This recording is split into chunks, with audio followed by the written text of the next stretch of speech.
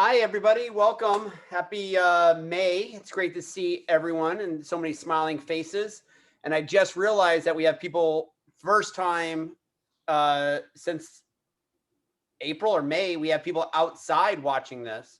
So that's a nice thing to see. So that's wonderful. It's great to see so many people, so many families, and also a bunch of new people joining us for the first time today, and that is wonderful. So thank you. Real quickly, for those who don't know me, my name is Bob Cutler. I like to say I work for Dustin, the chef of Novio's Bistro, but in actuality, I'm the owner. But we kind of all report back to Dustin at some level. And joining us on the call today from the Boston area is Dave Willis. Dave, I believe I should have asked you when we were talking earlier what your title is. I know you're a co-owner, or I believe you're also head distiller. Exactly, co-founder and head distiller. Perfect. And then Jesse Hemingway is joining us from Southern Maine. Jesse is on Dave's team as Jesse. I'm going to say you're the brand ambassador for all things important in the state of Maine. Is that fair? Yeah, I'm the main man up here. Yes. M-A-I-N and yes. M-A-I-N. Yes. Okay, excellent. So that's who's going to be joining us on the call, monitoring the chat and making sure everything is running well in the background is Jessica Donahue. So if you have any questions as we're going, feel free to throw them into the chat. Either Jessica or I will see it, and we'll make sure we get that question answered by the appropriate person as we're going. So let's just jump right in. Start with Dave, if I can, just as an overview of I'm sorry, Dave, let me back up real quick. What we're drinking first is Make This Often, a Amaro Spritz. And we're going to get into what Amaro is and how everything else, but a lot of people think of Amaro as something bitter and something kind of aggressive in flavor. And Bully Boy makes a great one that's orange forward with a little bit of sweetness to it that we use often in cocktails. If you sometimes we just put Bully Boy in there, sometimes put Bully Boy Amaro, sometimes we'll just put orange. But if you're a fan of heavy petting, which is one of our tequila drinks, that is Partida tequila and Amaro from Bully Boy.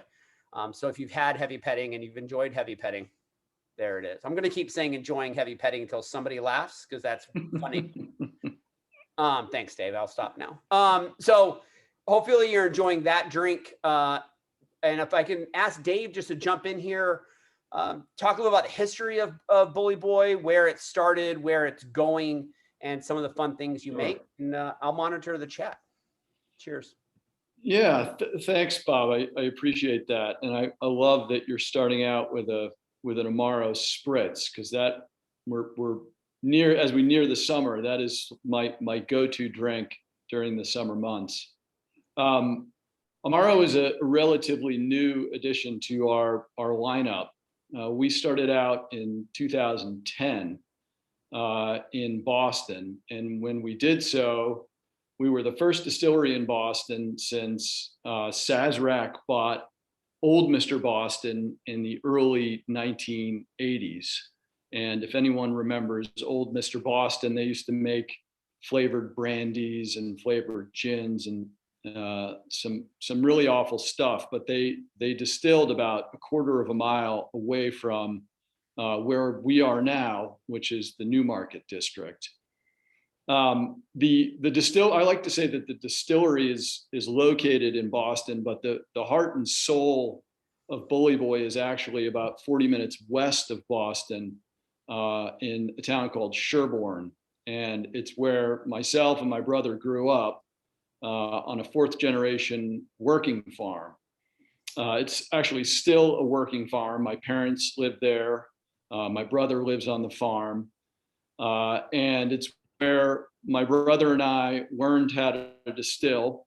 And it's where we source a lot of the grain that we use for the whiskey. So the corn that goes into the whiskey, a big chunk of that is grown on the farm. It also serves as, or did serve as a sort of testing ground for my brother and I. We grew up making apple cider, and then from apple cider, we progressed to hard cider, and then ultimately apple brandy. So apple brandy was really the first thing that we learned how to make. It was kind of the genesis of our craft. And then the final piece of the puzzle with the farm is the name Bully Boy. As an interesting piece of family lore, there is a fieldstone vault in the basement of the farmhouse, and it has this massive 4-inch thick steel bank vault door that my great-grandfather snatched from a defunct bank during the Depression. And when we moved into the farmhouse in the 1980s, we discovered this vault, and we actually had to have a locksmith come and break into the vault. And when he finally, he drilled all these holes around the locking mechanism. And when we finally opened this door, it was this great reveal. And it was this cache of Prohibition, and really most of it is pre-Prohibition era liquor. So some of these bottlings are the early 1900s, things like cow whiskey, very old vodka, old Medford rum, some just unbelievable stuff. And sadly, unfortunately, most of the corks had failed, and the spirit was spoiled. But for Will and I as kids, there's this magical aura around this room and what went on in this room during Prohibition, and it served as sort of inspiration for what we did when we got older. And the name Bully Boy actually is also derived from the farm. Our great-grandfather was a big Teddy Roosevelt fan, and so he named an old draft horse after that great Teddy Roosevelt saying, "Bully for you." And so this horse was called Bully Boy. And so for Will and I, it was a nice way to sort of pay homage to our roots and where we came from, and connecting our distillery in Boston with the history of our family out in Sherborne. So we opened up in 2010. We started out with modest ambitions. We were doing white rum, white whiskey, and vodka. Those were the first 3 spirits that we made, all clear, obviously. And at the same time, we were socking away whiskey in barrels. I like to tell anyone who's getting interested in getting involved in the distilling world that it's probably the worst business model you can possibly imagine. You spend all this money up front for whiskey that sits in a barrel for at least 4 years in our case, and you don't see a return on that until it starts getting pulled from the barrel. So it's really a labor of love. Ultimately, we expanded into gin. We do 2 gins, and then, as Bob mentioned, Amaro. Amaro is a real love of mine and has been for a long time. And so we started going down the Amaro rabbit hole about 4 years ago, doing a lot of research and development and finalizing our recipes, which took a couple of years. And we rolled out the Amaros about 3 years ago. As far as where we're going, we started out in a 3,000 square foot facility with 150 gallons still. We moved in 2017. We expanded into a larger facility with a 750 gallon still, which allowed us to really start laying down a decent amount of both whiskey and rum.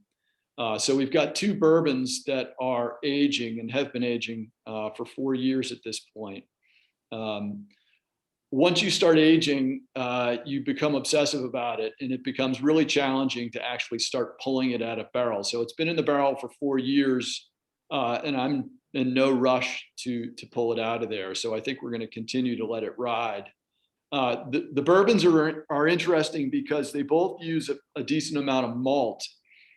So our wheated bourbon actually uses malted wheat instead of run-of-the-mill wheat. And then our rye-based bourbon uses malted rye, in addition to a healthy chunk of malted barley as well. Most distilleries that are putting down whiskey are usually, at least when it comes to American whiskey, you're in the 5 to 10% range when it comes to malted barley, and ours is inching up towards 20%. So it's a really cool hybrid almost between American whiskey and single malt whiskey. Hey, Dave, can I jump in and ask a quick question? Sure. The reason why you're using more malted, is that because you have the farm to help supply that grain? So the malt, that was the product of just me thinking to myself, okay, I love traditional wheated bourbon, but why is no one tinkering with wheated malt? Or in the case of rye, why is no one tinkering with malted rye? It's a much more flavorful grain. It's got this big sort of round, wonderful grainy fruitiness to it. And so it was more personal preference than connection to the farm. And I think if you're at a larger distillery, the idea of using more malt anything is daunting because malt is more expensive. And so if you're trying to get a bottle on the shelf at in the low 20s, it becomes more challenging when you're using more malt. But it creates for a wonderful, really well-rounded whiskey. When that comes to market, is that going to be something more similar to like Baller from St. George? It'll be less malty. Okay. So it's still, when we come out with a product, our philosophy is generally, depending, let's take whiskey, for instance. I want to, if I'm doing a bourbon, I want to play within the four corners of what people expect when they drink a bourbon, but I want to push the boundaries. So it's still identifiable as a bourbon, but it has more nuance, a little bit more complexity in it, and it has that malty character to it. But it's still less, it's not. It's primarily a bourbon. It sniffs like a bourbon. It tastes like a bourbon. Okay, that was more in depth probably than we wanted to get into about malted bourbon. Yeah, no, I know. I could talk for an hour about malt alone. Yeah. There are these rabbit holes that you start going down, and I love talking shop. Awesome.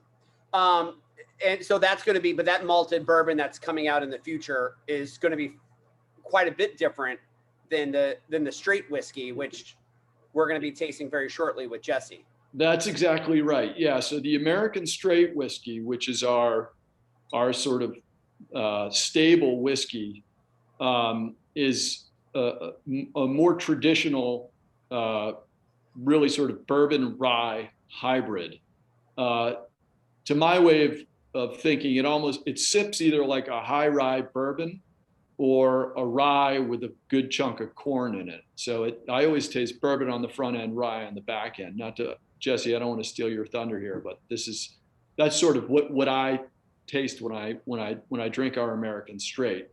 It's a 45% corn, 45% rye, and then 10% malted barley. So it really is sort of splitting the difference between the two categories, rye and bourbon. Terrific. And then you said 3 years ago you got into the Amaro game. Can you talk like what? I mean, that's not a lot of this. Most distilleries that are playing in either clear or brown liquors aren't jumping into the Amaro game. What made you think, to get into that? Yeah. It was, Amaro started out as a pet project. I never had aspirations that it was going to be a high selling spirit, at least from a volume perspective. I just loved Amaro and I wanted to take a stab at it.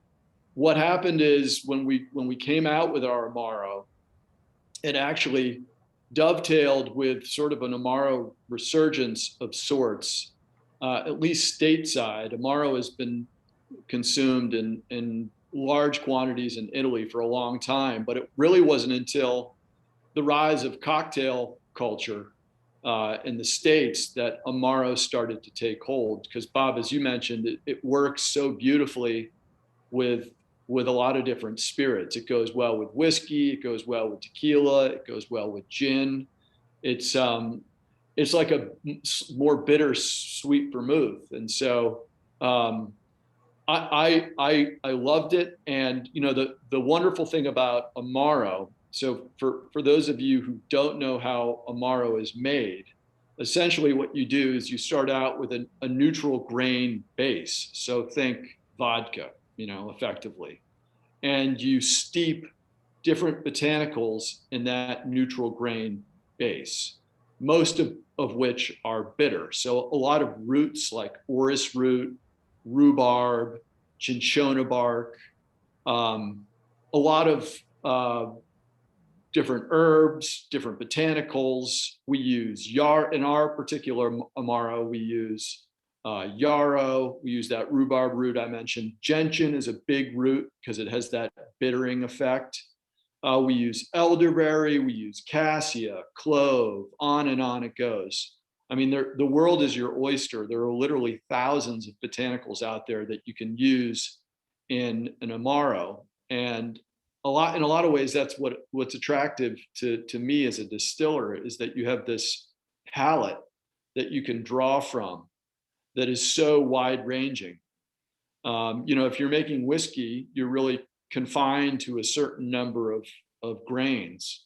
Whereas if you're making Amaro, anything that grows can be used in an Amaro. And because of that, there's regionality to Amaro. So depending upon where the Amaro is made, the distiller might draw from whatever is grown locally. So Northern Italian Amaros taste different from Southern Italian Amaros. If someone's making Amaro in California, it's tasting dramatically different from Amaro that's made on the East Coast, because a lot of times people are infusing terroir with the Amaros that they're making. It's a really fun spirit to drink on its own, and then again, it plays so beautifully with other spirits that it made sense for us to stick our toe in the Amaro waters. And I know for someone who's pretty cocktail focused, it's nice to have Amaros that are close to, you know, that are readily available and consistent and at a great price point where we can use them in cocktails. And it's a lot of fun for us. So thank you for doing that. Jess is going to throw up a poll question real quickly. And if you've been paying attention, I would like to see 100% accuracy on this one for the correct answer. And there was a question that came in, if I can ask real quickly, I got to find it, from Jim. How much corn is in your mash bill? Jim, if you can, I'm assuming you're talking about the straight whiskey, or are you talking about the bourbon? It was well, he was talking about the bourbon that he was doing and talking about the malting, the different grains, and so I asked how much corn he's using, and as he considered malting that corn as a different differentiator. Perfect. Thanks, Jim. Yeah, so we're using right now around 69% corn. It's a little bit different depending upon whether you're talking about the wheated or the rye. Malted corn, great question. We're not using it now just because we've got a whole boatload of malt that we're using already. But we've talked a lot about trying a malted corn. No one's doing it, to the best of my knowledge. And anytime someone's not doing it, we view it as a real opportunity. So yeah, we've talked about that. We have another whiskey that's in the works where we use a local corn called Bloody Butcher, which is another corn derivative that we're looking at. I got to try malted corn at some point. I'm really curious to see how it would work in a whiskey. But it's a great question. And no, we're not currently using it. Thank you. Great news, everyone that's been paying attention or have a base knowledge on Amaros. 19 people voted. Everyone got Italy. Congratulations. The reason why Luxembourg, just a quick fun fact.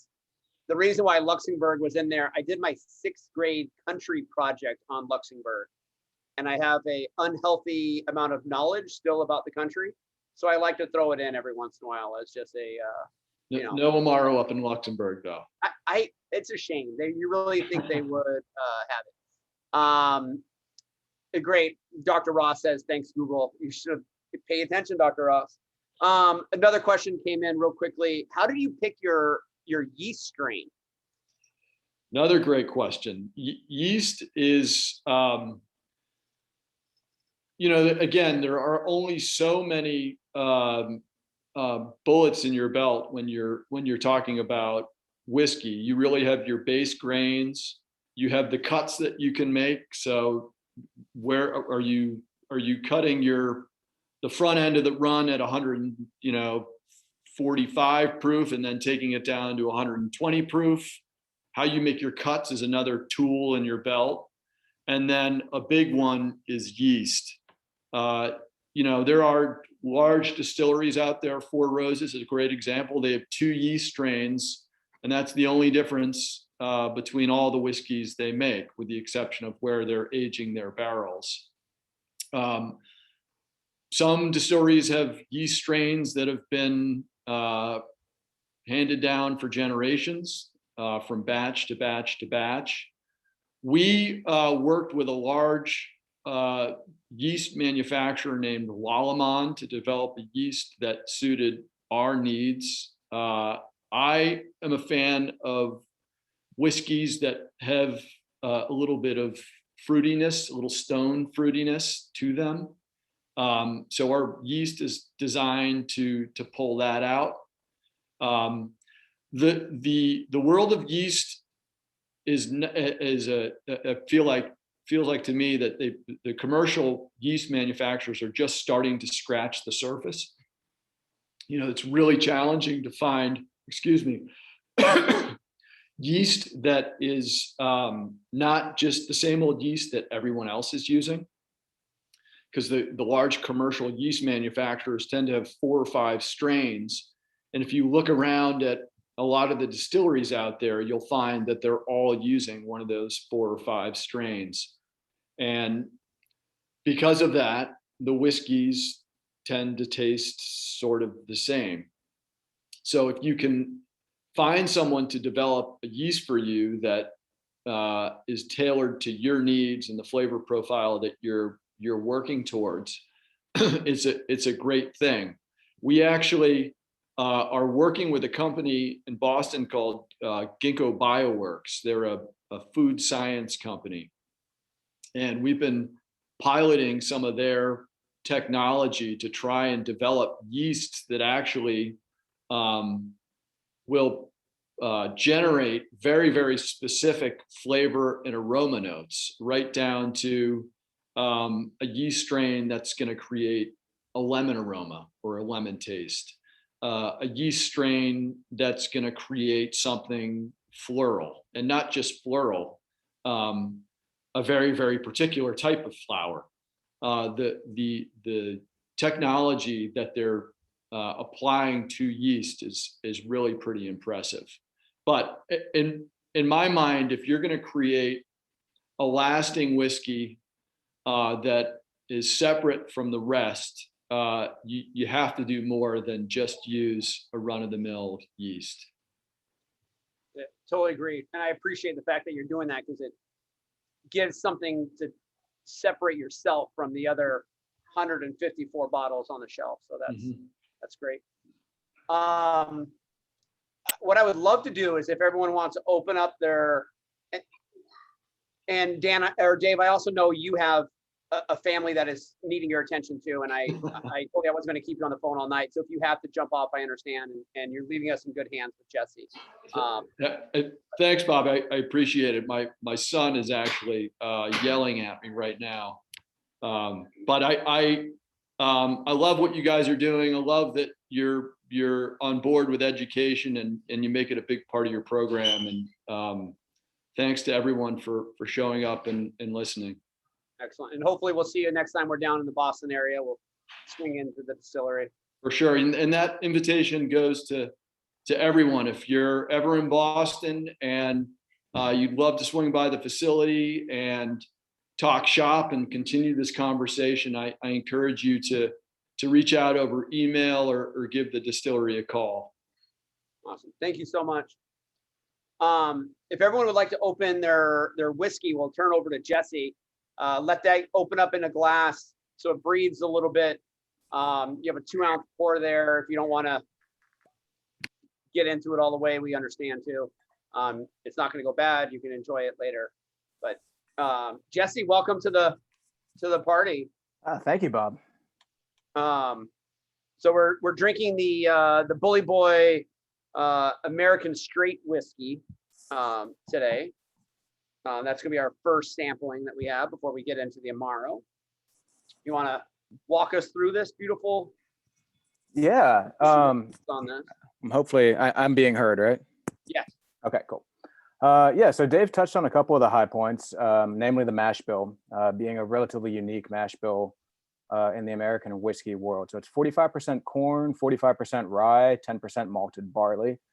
A part of the reason that we went with an American straight as opposed to a bourbon or a rye initially was that by the time our aged spirits hit the market, which is right around 2012, moving into 2013, we were looking at a pretty crowded craft bourbon shelf at that point. As Bob mentioned, I think the number you said, 154 bottles. And growing at that point. And most of what new American distillers, small American distillers, local American distillers were doing was a bourbon or was a rye.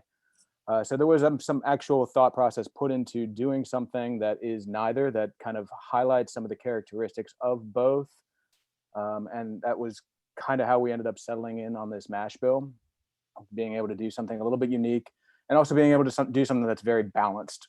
That's a word that gets thrown around quite a bit around our distillery. We're big into balance. So that balance of the corn and the rye here. As you sip this, Dave, again, stole a little bit of my thunder here, but as I'll take a little sip there. What you tend to notice early is the corn.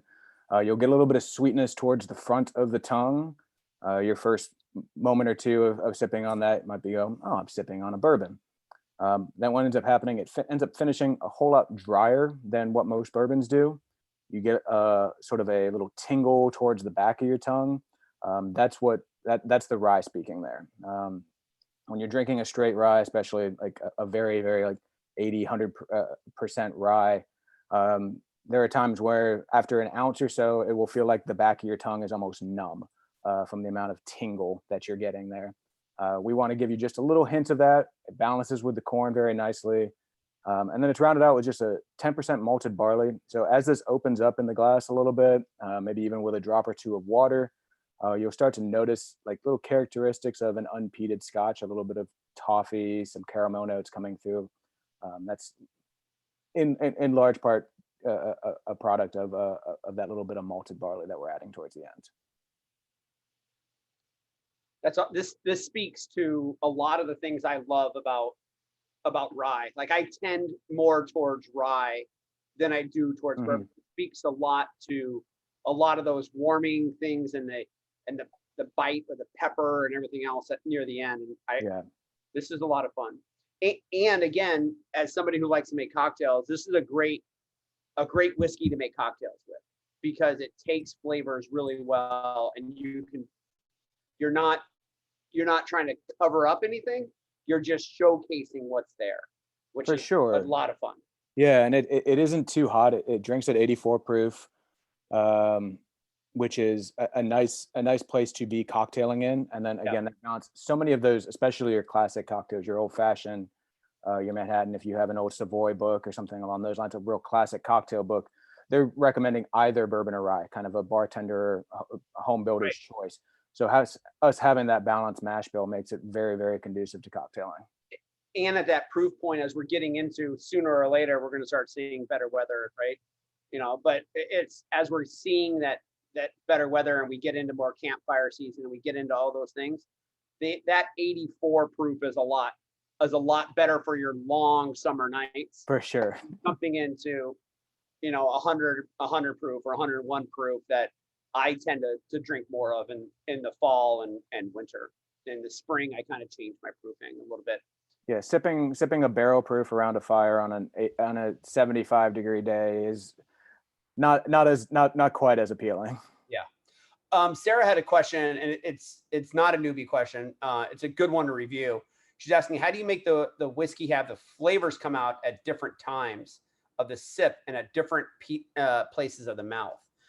And I think what you're talking about here is that percentage of corn versus rye versus wheat versus malt, and also how long you're in the wood for, right? For sure. Yeah. And like, I think that really that speaks to balance. When I talk about balance, what I like to think of is like, if you have something that is incredibly complex, like if there are 50 different flavor notes and you're only end up tasting vanilla, or you're only tasting one particular thing, that means your spirit or whatever you're consuming at that point is not in balance. So that's why I like to point out like the different notes that you're going to be getting, none of which are necessarily dominant. When you're sipping on this, like you're not going, oh my gosh, this is a very sweet whiskey, or you're not going, oh my gosh, this is a very spicy rye that you're getting. And so it is just the places that it hits on your tongue are just like, that's your palate responding. That's your different taste buds being able to pick up different notes. They pick them up at different places of the tongue. Yeah. Jess is going to throw in another poll question here, because we've been talking about bourbon, we've been talking about rye, we've been talking about American straight whiskey. So she's going to drop another one in, a little bit harder than the first question. But I think that'll be a nice talking point for us too, depending on how the results come back on it. Dr. Ross, no Googling. And maybe while we're doing that, Jesse, do you want to do do you want to taste tomorrow with us, or do you want to do cocktail? Amaro? Let's you want to sample the Amaro and then go into the cocktail after that? For sure. Absolutely. So if we want to open up the Amaro and get that into a glass and let it breathe a little.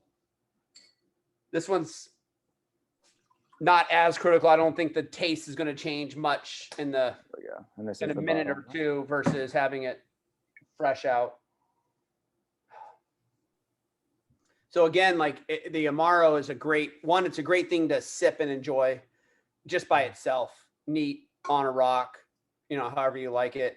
It's something great in a cocktail and in place of vermouth and in your traditional cocktails.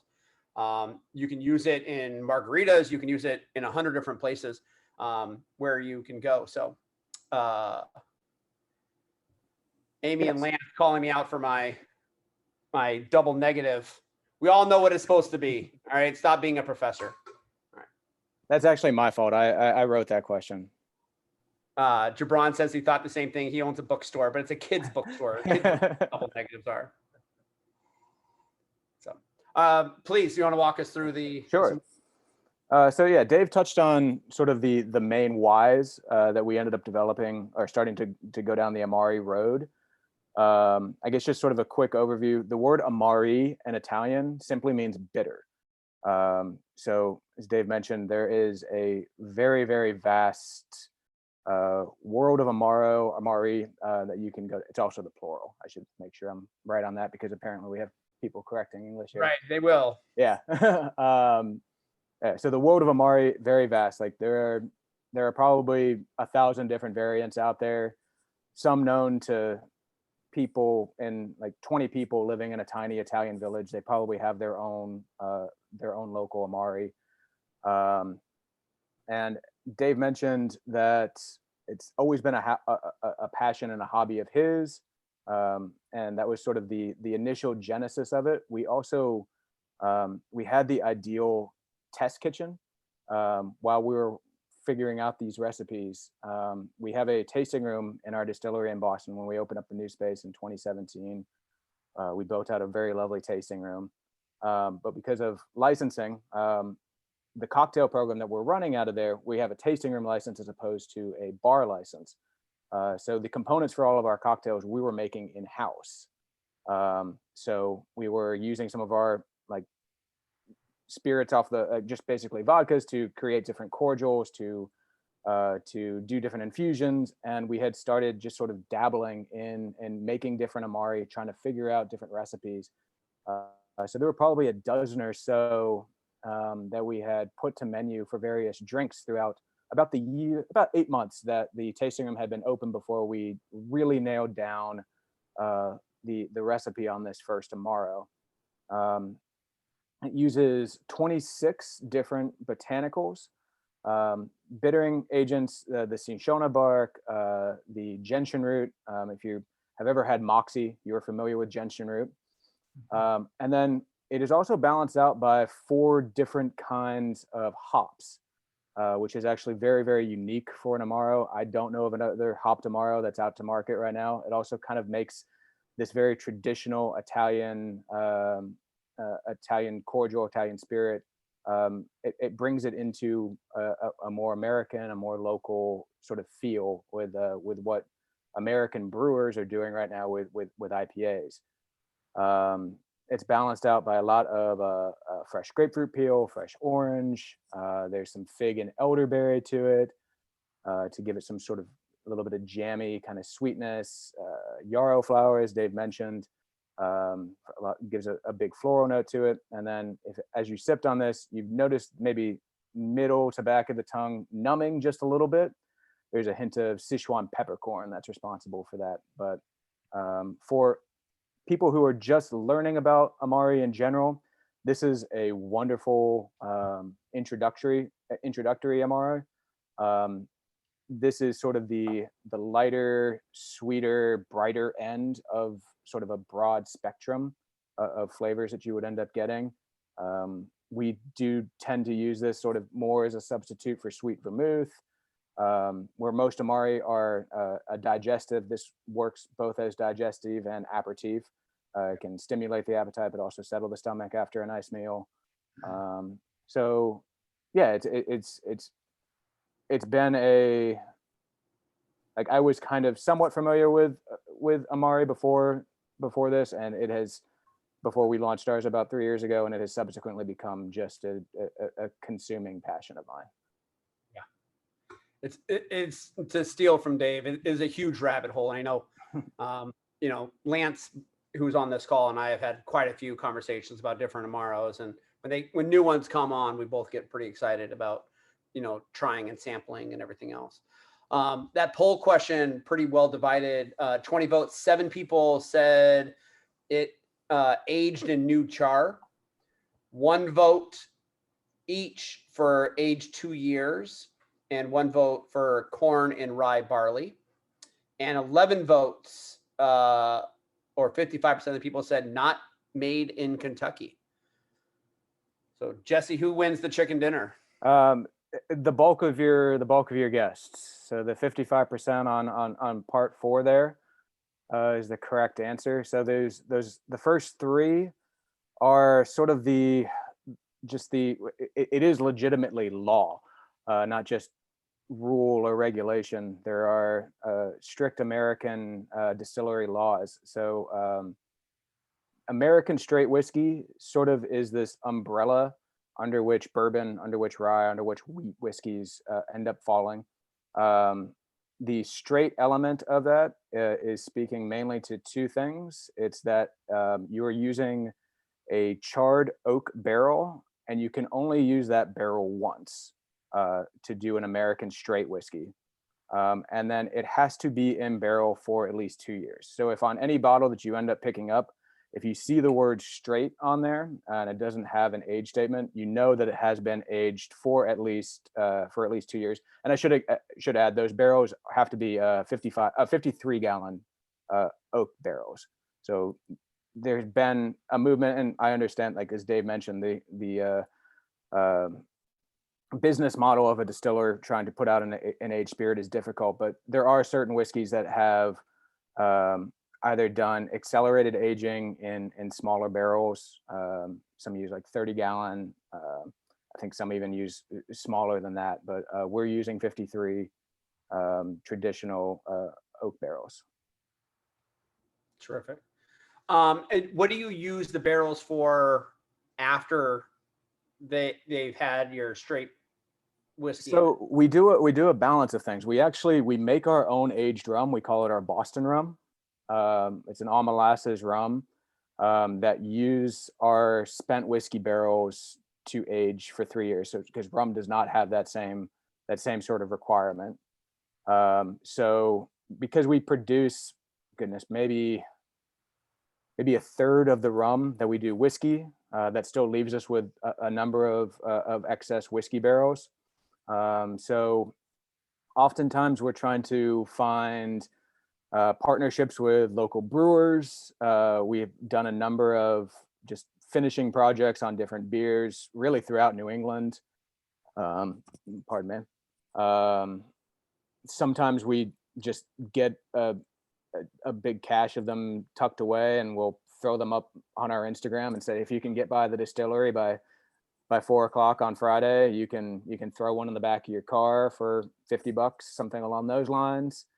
Sometimes they're finished. Sometimes we've just let some of them, there's a certain limit of time from the time that we pull the spirit out where they're still usable to do a finishing project. Yeah. I know I have a one of our sales reps has family in New Hampshire who has a maple syrup farm. So they've done some maple syrup finishing. And then at some point we just, for our cocktail garden that Dave mentioned, we've like literally just sawed some old ones in half, and there are new tables. Yeah. So it's a variety of different things that we've used with our spent barrels. Awesome. Any questions that we have on Amaros in general, or where we're going with the Amaros, or where we've been, or anything else before we jump into this last cocktail? It's very quiet this evening. I think Maybe that means I'm doing a good job, right? Yeah, we're answering a lot of questions. So this last cocktail can be served either up or on a rock. It's a traditional Manhattan. If you have it there. So I'm going to go ahead and pour it in my favorite glass because I can. Courtney will clean it tomorrow. So keeping in mind that we talked earlier with a guest, 212, right, is the area code of Manhattan. So it's 2 ounces of American straight whiskey by Bully Boy, 1 ounce of the Amaro that we're going to talk about next, which is the rhubarb, more of a rhubarb flavor, and 2 dashes, which usually turns into 4 when I do cocktails, but 2 dashes of Allen Whale cherry bitters. So if you've poured it for yourself, cheers.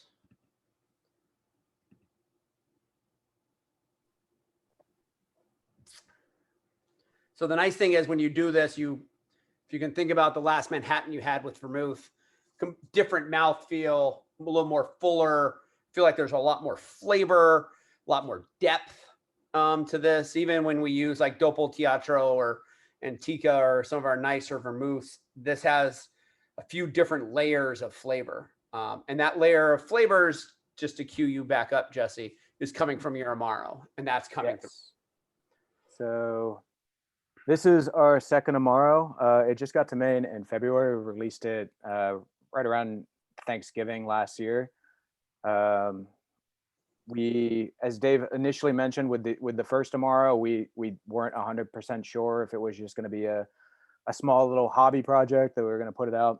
We've been just overwhelmed with the response that we've gotten from people who knew Amari to begin with, from different various cocktail programs, especially who love utilizing that. So it definitely, I think, drove Dave more to continue to explore that very deep rabbit hole that is Amari. And we arrived at a sort of a subgenre of Amaro called Rabarbaro. And what that means is that the primary bittering agent for this is rhubarb root. So it will give you a little bit different flavor profile than if you're used to just grabbing the stalk and doing rhubarb pie or something along those lines with it. What the root ends up doing is it bitters, and it also is imparting a lot of the smoky characteristics of this cocktail. The other sort of note that or ingredient that we add to complement that is black cardamom. Those are the two that are really going to give the bulk of the bitterness on this. Really be smoky, but if you were locked in earlier on the call, there's another Rabarbaro out there called Sfumato. Although now I'm thinking, was that just us talking, Bob? That was just us. That was just us. All right. That one is incredibly smoky. It can really dominate a drink. We wanted, with both of ours, like the traditional way to consume an Amari is just to sip on an ounce after a meal. They become very popular in cocktailing in the last 5-10 years, especially. And so we definitely engineered ours geared more towards cocktailing. So we wanted to create something that brings out a lot of characteristics of traditional Rabarbaro Amaro, but without dominating a drink as a secondary ingredient. So we wanted something that was still flavorful, still light, but still very, very much mixed well. And that's where we kind of ended up on this one. And I'll tell you, like, when I use Sfumato in a cocktail, in this cocktail, I would have only used like a half an ounce. Sure. Because it is so overpowering, and it is everything. Like, this one's so much more complimentary and so much more user friendly to play with. So for those who like being a little more aggressive, I know a few of us on this call enjoy experimenting quite a bit with cocktails. I was playing around with this a couple days ago, and I took a cup or 2 cups of this and boiled it to get the alcohol off it, and then added a cup of sugar to it, simmered it to dissolve, and I was left with the Amaro syrup. And then I used that Amaro syrup in an old fashioned with the straight whiskey. Absolutely amazing. Like, you take your old fashioned and you basically just underline it with a ton of flavor and a ton of depth, because you're only using a 1/4 ounce of sweetener in your old fashioned, but it gives it such a completely different flavor. So if you wanted to play around and you wanted to think about something, that's a really cool syrup to use if you go get yourself a bottle of that Amaro. You may also see it sometime in the future on one of our cocktail menus, because I was really happy with how that came out. We were playing with a bunch of different things. So we did a port syrup, we did that syrup, we did, trying to just knocking stuff over, trying to find the right thing to do. I saw how many different aromas, Amaros. I can't even see that. Amaros do you make? That you're 2 right now, right, Jesse? Yeah. We just have the 2 commercial right now. As I mentioned, for the tasting room, we've occasionally dabbled in just some sort of variations upon this, but at this point now, I think we're pretty much just using the 2 that are available commercially. Do you think that's something that Dave is going to keep working on and keep? I mean, you were listening to him, right? Like he is constantly, his brain just is constantly innovating in that kind of way. I know he, like, if anybody out there is familiar with Fernet, Fernet Branca, he hates that. So I don't think we're gonna have a Fernet coming anytime soon. But I'm sure that he's still playing around with different botanical and herb combinations. And if something starts to click for him, then it will become a mild obsession relatively quickly. don't know how you can hate Fernet. It's what Andre the Giant drinks. You gotta kind of respect it for that reason. Outside of my portfolio, it is my absolute favorite drink. So Awesome. Any questions that we have coming up? It's hard to tell if everyone's enjoying the cocktails because everyone's muted and a few people are off. I saw a couple people chime in. Good.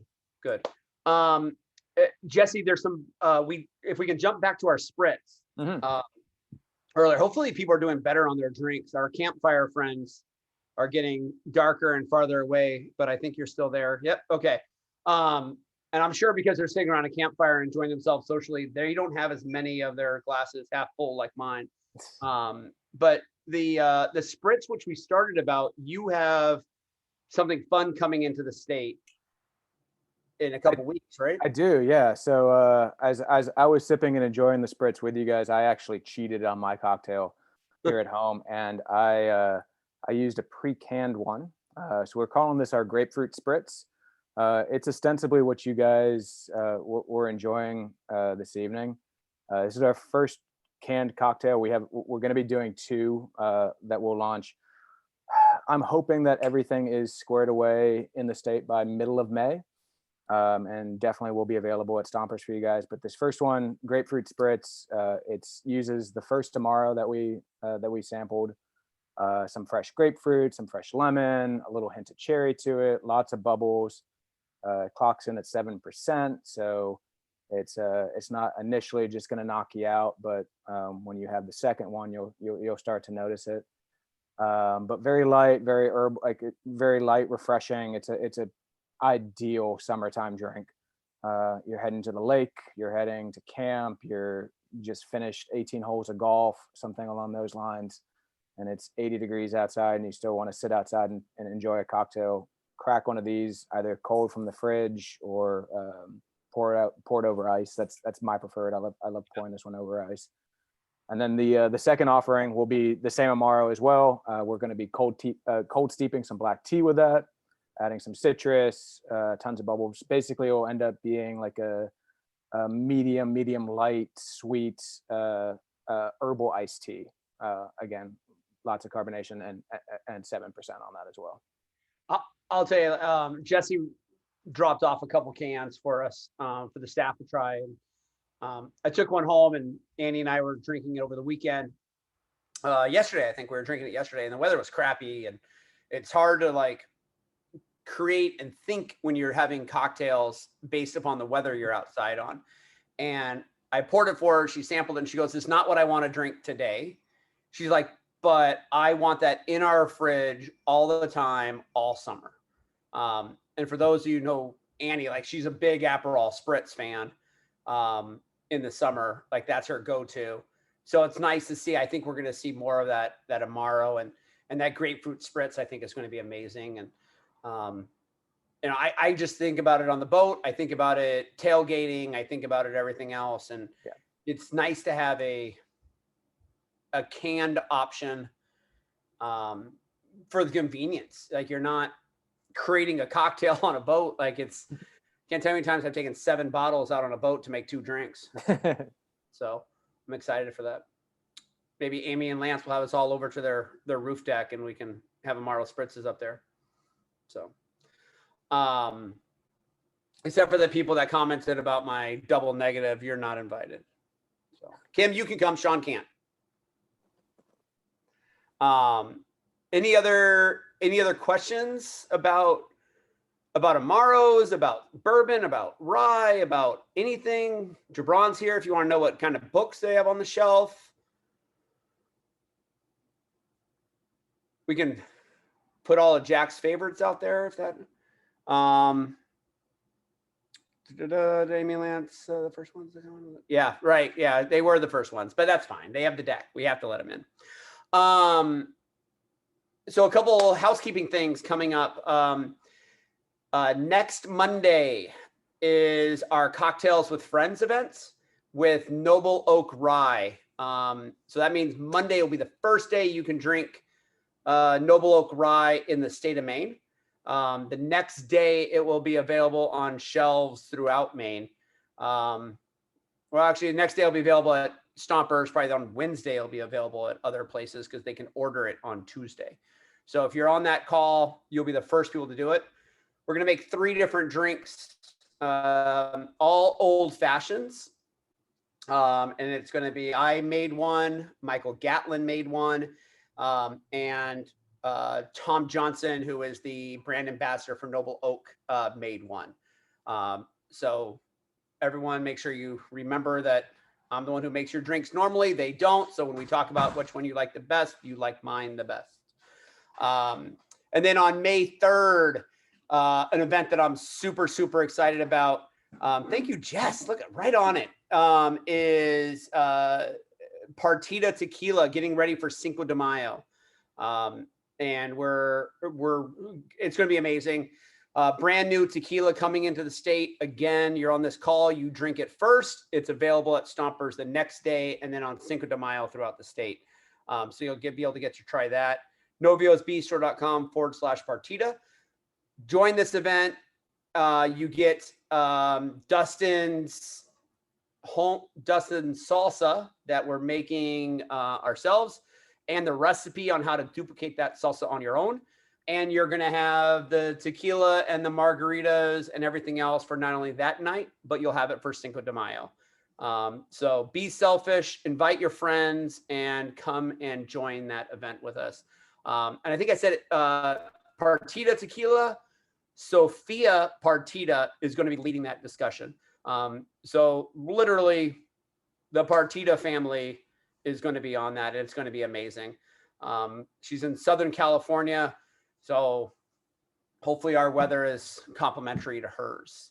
And then we have some really fun things. I will tease May's Cocktails with Friends real quickly. Courtney is going to be on a whiskey bottle. And we'll be tasting that whiskey on in May for the Cocktails with Friends. And I guess the people that are on this month's Cocktails with Friends will get the first chance to sign up for May. So you may want to sign up for Noble Oak in order to get Courtney's face on a bottle. I don't know why my face isn't on the bottle. It should have been, but whatever. I get it. Any plan for extra long barrel aging for the whiskey? I'm not 100% certain. As Dave mentioned, we're kind of, at least for the 2 bourbons that are sitting in barrels right now, we're sort of playing that by, I was going to say playing that by ear, but more playing that by nose and by palate. The American Straight itself, I know we have a couple of barrels that are probably 6 to 7 year, as opposed to the 3.5 to 4 that we're typically selling our commercial at, that are kind of tucked away. We don't necessarily have a project with that. I don't know if it's if the idea is to let them sit there for 18 years and see what sort of product we end up with at that point. It's I feel for the most part, your companies who have your 18 plus 18 year plus offerings available have like the luxury of fully being able to sit on that sort of product. And for us and smaller distilleries, it's often we could do this as an experimental thing and maybe end up with a home run, or we can just put out the quality product that we've been churning out for the past couple of years and kind of move forward with that. So I know there's a couple of overage ones, but I would be surprised if it ever makes it anything past 10 years at this point. That would be really cool to have an age statement option. For sure. At a higher price point, something to look at. And since Dave's not on the call, I'll just say, if you ever want to sell a barrel of that, yeah, no, we can figure something out. Great question from, I believe it was Lance, because he actually reads. Amy doesn't read. About any good whiskey books at Jabron's bookstore, Briar Patch, down there on Central Street. I picked up a few from them lately. There's a great one called Pappy Land that talks about Pappy Van Winkle and the bourbon. It's basically like year-long interview with that family. That is a really nice summer read about bourbon if you're looking for something fun. He also has another one about the terroir of whiskey that is far more in depth and far like it's a pretty technical book, but it's also very interesting about how the land affects bourbon and whiskey and everything else. So 2 good book options from me, and I'm sure Gibran has others that he can order for you, but those are Pappy Land was a very good read if anyone's looking for something to go sit in a corner with for a couple hours. It's a nice book to read. Anything else that we got? No. And if I can just say real quickly, because they're here, everyone, Family Dog got some new picnic benches I saw on social media today. So if you're looking for outside dining, the Family Dog in Orono, great place for burgers, hot dogs, and chicken and black bean burgers. Go enjoy a pint of beer and a burger outside in a safe social distance manner. So thank you all for joining. If there's any questions, feel free to unmute and jump in before we log off. But thank you all so much for coming.